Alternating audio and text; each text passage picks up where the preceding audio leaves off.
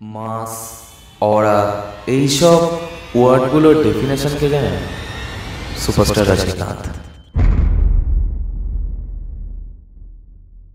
হে guys, WhatsApp. আজকের এই ভিডিওতে আমরা কথা বলবো জেলারের অ্যানাউন্সমেন্ট টিজারটাকে নিয়ে, বা সরি জেলার 2 এর অ্যানাউন্সমেন্ট টিজারটাকে নিয়ে। তো আমার দেখা মনে হয় এটা বেস্ট অ্যানাউন্সমেন্ট টিজার। জেলার 1-এরটাও একটুখানি আলাদা রকম ছিল, কিন্তু জেলার 2-তে তারা ব্যাপারটাকে পুরো নেক্সট লেভেল নিয়ে চলে গেছে। মানে আমার এত ভালো লেগেছে। তো এখানে দেখাচ্ছে যে নেলসন এবং অনিরুদ্ধ একসাথে চিলপিল করছে এবং তারা একটু দূর দূরান্তে আছে। এবার সেখানে দাঁড়িয়ে তারা ডিসকাশন করছে এবং সেখানে কিন্তু পুরো ব্যাপারটা কিন্তু মোমেন্টস দিয়ে বার করছে, ঠিক আছে? এরকম কোনো ফানি ডায়লগ কিন্তু সেখানে নেই।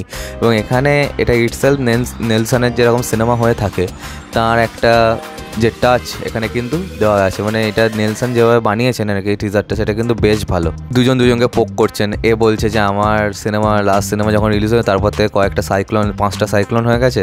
অনিরুদ্ধকে বলছে যে তুমি তো প্রত্যেক সপ্তাহে ঠিক নতুন কিছু বার করো। আমরা সবাই জানি অনিরুদ্ধ এখন যেভাবে একচেটিয়াভাবে কাজ করে যাচ্ছেন সেটা নিয়ে মানে তার কিন্তু মানে তার নিজের ইন্ডাস্ট্রিতে কিন্তু অনেক তিনি একটা সমালোচনার শিকার কিন্তু হয়ে থাকেন।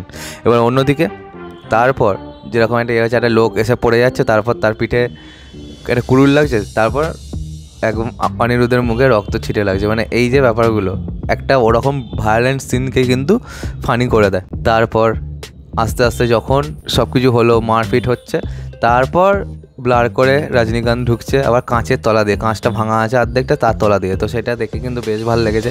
এবার তারপর দুজনকে চমকে দিয়ে গেল এবং তারপর সে আমরা জেলারের যে আইকনিক চশমার যে চশমাটা যখন ও করছে তখনই কিছু না কিছু একটা হবে।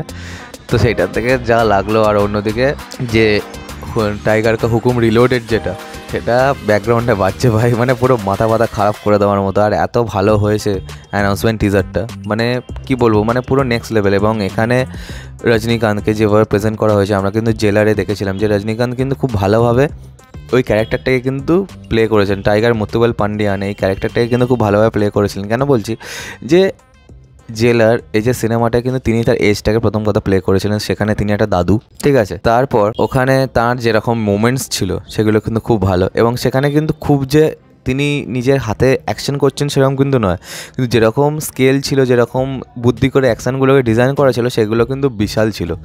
এবার কমেডিটা খুব ভালো করে ওয়ার্ক করছিল এবং মানে সিনেমাটা হিন্দি ডাবিংয়ে দেখার সময় কিন্তু অসুবিধা সেরকম হয়নি, কারণ কমেডিটা এতই ভালোভাবে ওখানে করা ছিল। বেশ ভালো ভালো গান ছিল, যে স্যাড সংটা, বিশাল মিস্টার যে গানটা, সেগুলো কিন্তু খুব ভালো ছিল। তো জেলার সিনেমাটা কিন্তু আমার one of my favourite cinema রজনীকান্তের। কারণ কি আমি খুব এনজয় করেছিলাম এবং আমাদের নর্থে মার্কেটে এসেও কিন্তু ওই সিনেমাটা বেশ ভালো করে কিন্তু ইনকাম করে নিয়ে গিয়েছিলো। তো সেই যে জিনিসটা জেলার 2 এর ক্ষেত্রেও হতে পারে এবং জেলার 2 কিন্তু আরও বড় করে হচ্ছে। এবার জেলার 2 এর জন্য আমি যেটা দেখতে পাচ্ছি যে এখানে কিন্তু তারা স্কেল আপ বিশালভাবে করবে এবং এখানেও আমাদের পুরো ব্যাপারটাকে মোমেন্টস দিয়ে পুল আপ করা হবে। এবং জেলারের শেষে যেমন আমরা সমস্ত ইন্ডাস্ট্রি সুপারস্টারদের দেখেছিলাম, এখানেও আমরা দেখতে পাই নাকি সেরকম, সেটা দেখতে হবে। যদি এরকম হয়ে যায় এবং আমাদের বাংলা থেকে যদি কেউ থাকে তাহলে তো আর বলারই নেই। তো চলো আজকে আমাদের ভিডিওটা এখানে শেষ করলাম। কমেন্ট করে জানাও যে তোমাদের কেমন লেগেছে অ্যানাউন্সমেন্ট টিজারটা, আর সাবস্ক্রাইবটা প্লিজ করে দাও যাতে আমার সাথে তোমাদের আবার দেখা হয়। Bye bye.